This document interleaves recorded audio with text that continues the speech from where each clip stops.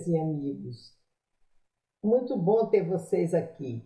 Hoje nós vamos falar de um tema que tem a ver com pesquisas e tem a ver também com a realidade nossa, principalmente nesse momento, nesse ano que nós estamos vivendo o ano eleitoral, e nós vamos ser expostos a muitas pesquisas desse tipo por vários institutos diferentes, e é importante que a gente saiba como é que as coisas acontecem e como as amostras são tiradas do universo, e eu vou explicar cada uma dessas amostras, me detendo especialmente na amostra quantitativa não probabilística.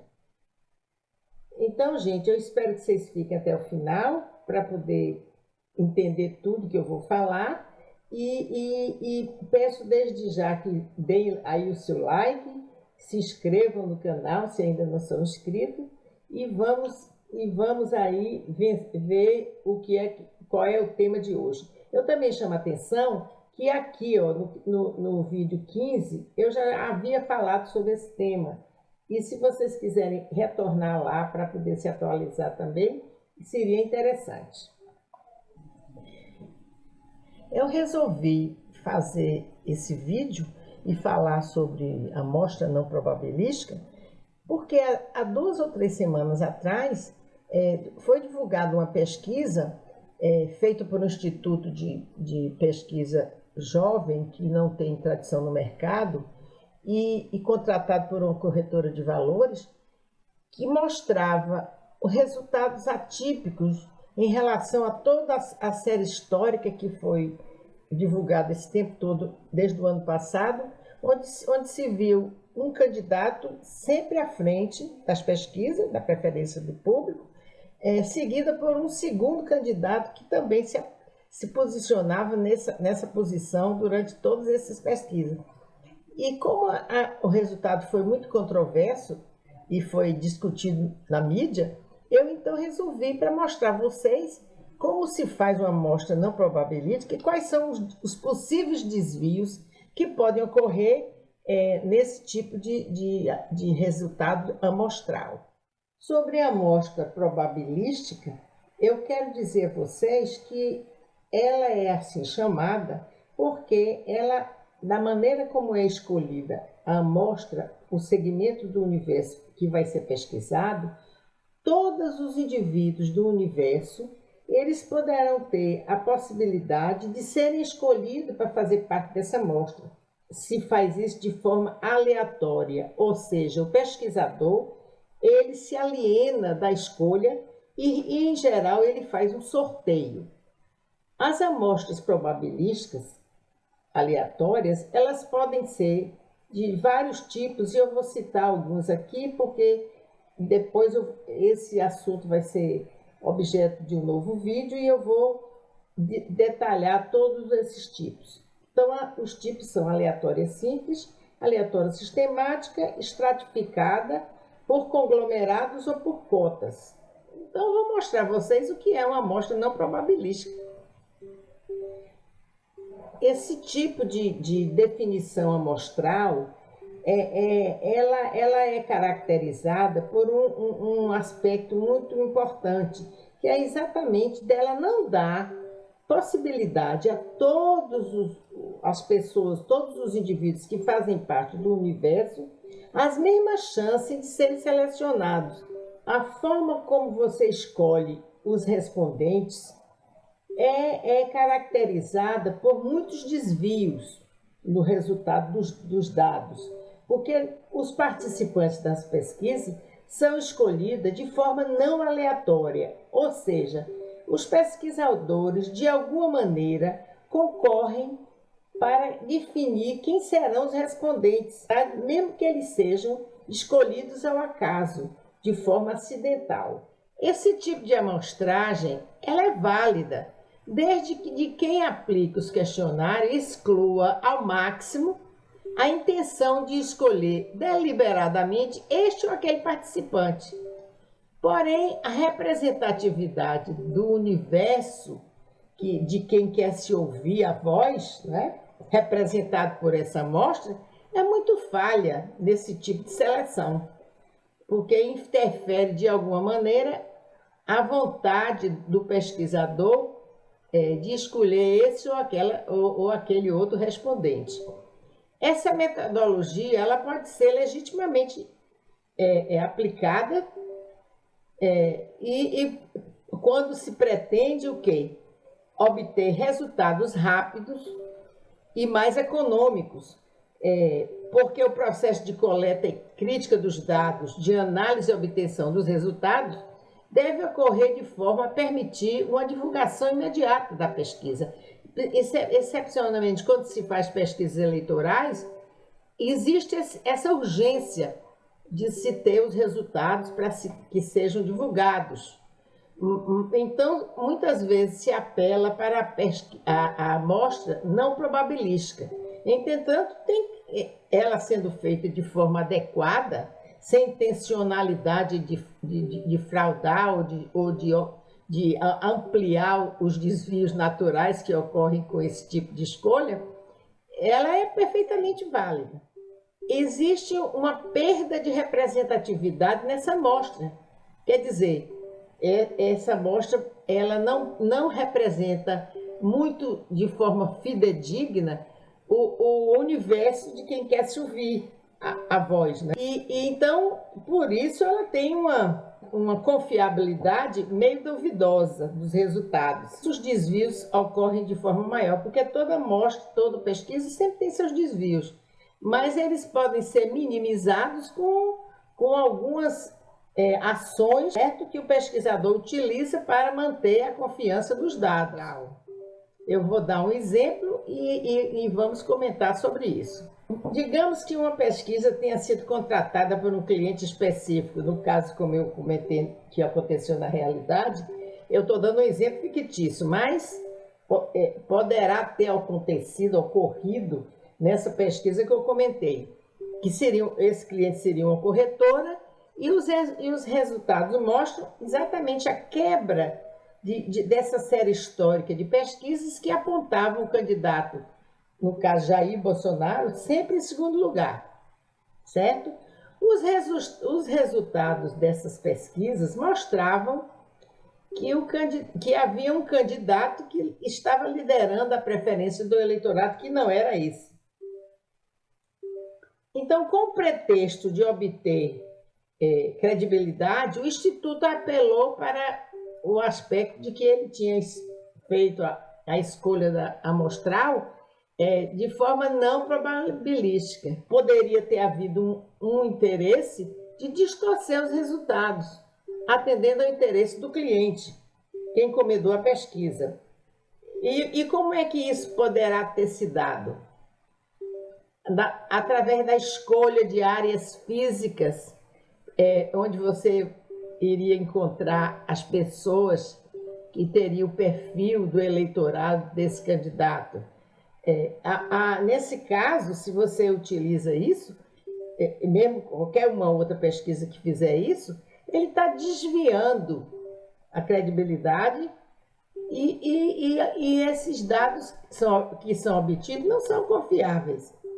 Por quê? Porque a amostra foi inautêntica. A pesquisa não probabilística desviada, por exemplo, definiria um número de entrevistados que, usando corretamente a metodologia, havia escolhido um coeficiente de confiança e também uma margem de erro para definir quantas pessoas seriam entrevistadas, ou seja, para definir o tamanho da amostra, usando a metodologia.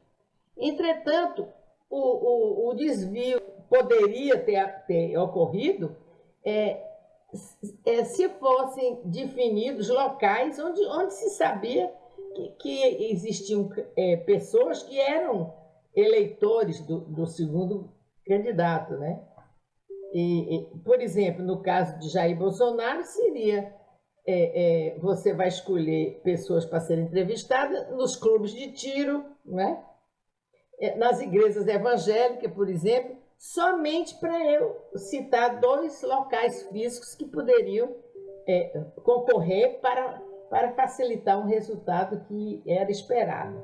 Foi feito isso Na verdade, os resultados não teriam nenhum valor, porque o cliente desejava obter um resultado que fosse exatamente esse. E para que se pudesse obter esse resultado, com certeza, se faria essa manipulação. E o Instituto teria cometido uma fraude. Eu não estou afirmando que o Instituto agiu dessa maneira. Eu só estou exemplificando com uma pesquisa fictícia, mostrando como, metodologicamente ou não metodologicamente, poderá haver uma fraude na definição amostral. Entretanto, volto a afirmar, esse tipo de amostragem ela é perfeitamente legal e correta, desde que se observe os parâmetros para a escolha da amostra. E eu vou colocar aqui algumas coisas simples, mas que podem mostrar a vocês como uma amostragem não probabilística pode ser feita sem que haja danos nenhum para os dados e que se obtenham dados confiáveis. Primeira coisa que não se deve fazer, não realizar a amostra, né? Não buscar os respondentes em regiões ou locais que sejam identificáveis como favoráveis à obtenção de respostas que a pesquisa deseja encontrar. Deve haver neutralidade aí e para que se possa ter a melhor forma possível de ter respostas confiáveis. Por exemplo, pode-se escolher locais que são públicos, onde circula uma variedade muito grande de público, de pessoas de diferentes condições, estabelecer algumas variáveis para que essas pessoas sejam escolhidas e se faria isso ao acaso. Os pesquisadores seriam colocados em vários pontos desses, como praças, onde havia circulação de pessoas, em vários locais que houvesse uma neutralidade, mais ou menos, estações de trem, estação de metrô, ou então, para que você tivesse um perfil mais fidedigno, você poderia também posicionar pesquisadores em shopping center, onde circulam pessoas de uma classe social mais alta. Então, se faria essa pesquisa por acaso.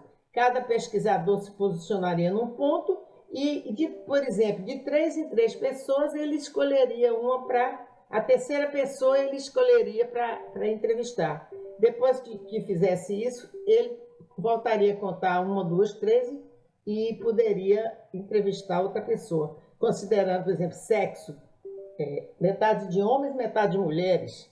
Se quiser por classe social, então seria de acordo com a renda, e ele teria a obrigação de quando escolhesse essa terceira pessoa, ele perguntar qual era a renda dela para poder ver se se situava dentro da quantidade de pessoas que seriam entrevistadas de cada faixa de renda. A segunda coisa que se pode fazer para garantir que uma amostra não probabilística seja válida é você não estabelecer, por exemplo, categorizar os respondentes por essas classes. Por exemplo, classe social, faixa etária, etc. Se você falsear isso, ora, se eu quero obter que os jovens tenham um número de respostas maior do que os mais idosos, eu então vou entrevistar mais jovens do que idosos. Mas, na verdade, você não pode tratar esse resultado de dados como se fosse a opinião de várias faixas etárias. Para você fazer isso, você teria que escolher um número igual de cada faixa ou então proporcional à situação da população. Outra coisa, esses resultados, eles não podem ser exatamente generalizados para uma situação em que aquilo corresponda ao que o universo que se quer ouvir tem como ideia. Por quê? Porque, na verdade, o universo é muito mais diversificado e muito mais geral, né? Tem muito mais pessoas. E quando você define amostras desse universo dessa forma, você torna essa amostra muito restrita e em desacordo, muitas vezes, com o universo maior. E aí haveria esse desvio muito grande que na verdade, poderia prejudicar a confiabilidade dos dados. Então, meus amigos, eu espero ter respondido as dúvidas que vocês poderiam ter sobre isso. Queria agradecer por terem ficado até o final, porque também para vocês é interessante, porque aprendem um pouco sobre a amostra não probabilística. E poderão, ao ouvir resultados de pesquisa eleitorais, pensar um pouco se aquela amostra foi feita de uma maneira ou foi feita de outra. Eu também gostaria de agradecer e dizer a vocês que, por favor, se inscrevam no canal, deem o seu like aqui para nós, porque tudo isso é importante para que esse canal cresça aqui na internet e a gente possa enviar esses conhecimentos a mais pessoas. Afinal de contas, conhecimento sempre é bom, mesmo que nós não estejamos interessados muito em metodologia, mas a gente fala de metodologia, de ciência política, de sociologia, etc., sempre fazendo uma referência com a realidade que nós vivemos. Então, é uma maneira de informar, de certa forma, quem chega por aqui para ouvir os nossos vídeos, tá bem? Então, muito obrigada e até a próxima.